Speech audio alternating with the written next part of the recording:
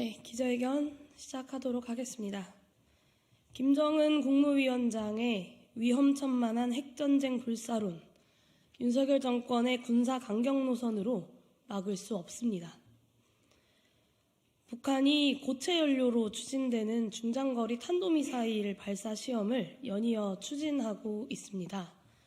시험은 성공에 가까운 것으로 평가받고 있습니다. 위태위태하게라도 유지관리되어 왔던 한반도 정전체제가 질적으로 다른 위험으로 치닫고 있다는 분석이 힘을 얻고 있습니다. 핵 무장력 고도화 노선으로는 한반도 평화는 물론 북한 체제의 궁극적 안정도 불가능하다는 점을 김정은 위원장에게 분명하게 경고합니다. 한반도 안보 위기를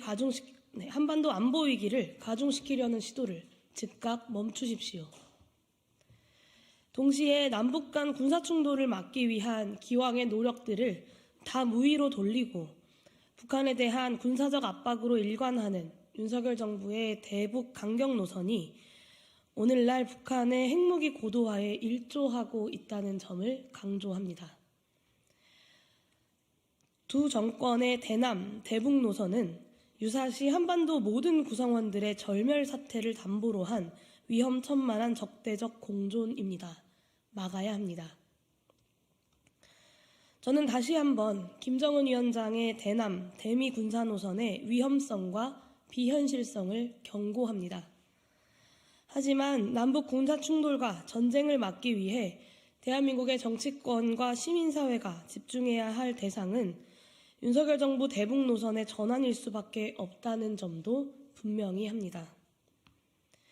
윤석열 정부는 북한의 핵무기 동결, 해체를 포함한 한반도 비핵화 노선을 포기하고 북의 핵무기 보유를 기정사실화하는 전제 위에서 한미일 군사동맹에 의한 억지력 강화 정책을 줄기차게 추진해 왔습니다. 한미 핵협의그룹을 구성하고 한미일 군사협력을 제도화했으며 쿼드와 북대서양 조약기구의 연결을 통한 북중러 포위 압박을 추진했습니다. 동북아에서 북한을 고립시키고 세계 최강의 미국의 핵 전력을 동원해 북한을 위협하는 군사 노선으로 일관해 온 것입니다. 그리고 그 결과는 무엇입니까?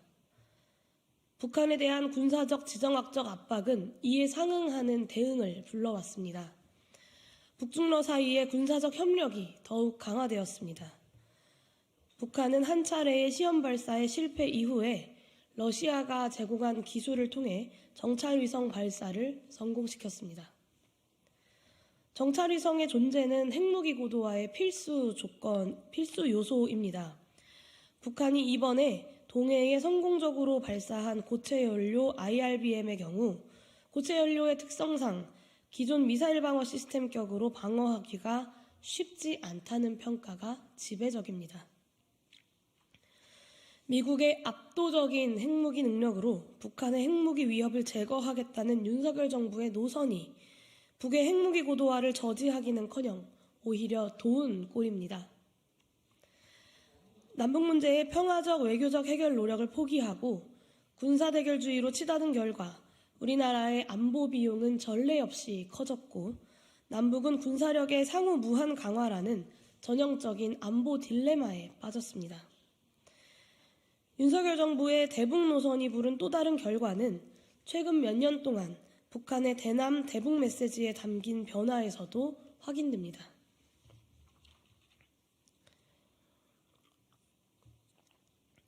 북한의 핵무기 개발의 대외적 명분은 초기의 대미 방어용이었습니다. 최근에 북한은 미국에 대한 예방적 선제 공격 가능성을 자주 언급하고 있습니다. 가장 최근에는 이제 남한을 교전 중인 적대국으로 간주하면서 남한에 대한 핵무기 사용 가능성을 암시하는 단계로 나아갔습니다. 사태가 매우 위험한 것은 우리나라가 먼저 단초를 제공한 9.19 군사합의의 폐기 등으로 유사 사태의 발생을 억제하고 혹시라도 국지전 발생 시 확전으로 나가는 것을 막을 고위급 대화 채널과 장치가 모두 사라졌다는 것입니다. 이제 군사분계선 접경지역 주민들과 NLL 주변 어민들의 안전이 위협받고 있고 이 지역의 우발적 충돌이 국지전, 나아가 전면전으로 나아갈 가능성은 매우 커졌습니다. 윤석열 정부의 묻지마 대북 강경 노선은 동북아 지정학과 세계 정세에 대해서도 완전한 전략 부재의 산물이기도 합니다. 미국과 중러 사이의 경제적, 정치, 군사적 패권 경쟁은 동북아에서 북한이 중국, 러시아와 밀착할 수 있는 우호적인 조건을 만들었습니다. 과거 중국은 북한의 핵무기 보유와 고도화가 자국의 전략적 이해에 반한다는 기본 입장을 가지고 북한을 상대했습니다. 하지만 최근 정세는 중국이 이를 승인 내지는 최소한 묵인하고 있음을 보여줍니다. 미국의 이해만을 일방대변하는 윤석열 정부의 노선은 북핵 문제에서 중국과 러시아에 대해 과거 우리나라가 일정하게 행사했던 외교 지렛대를 완전히 제거해버린 상태입니다.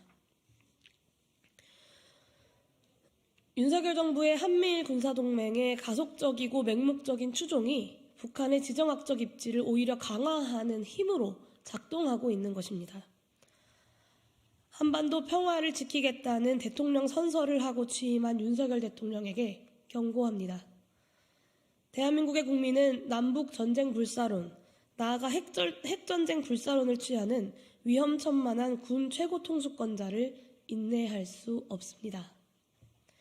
한반도에서 살아가는 모든 생명들의 실존의 문제를 놓고 불장난하는 어떤 세력도 국민과 역사의 준엄한 심판을 피할 수는 없을 것입니다.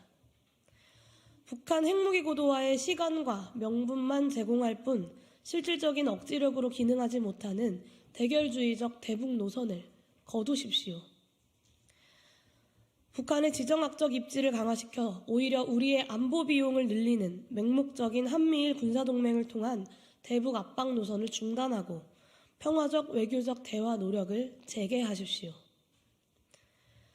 한반도 평화체계의 수립에 어떤 기여도 하지 못할 것이라면 한반도와 동북아 정세의 현상 유지 노력이라도 경주하십시오.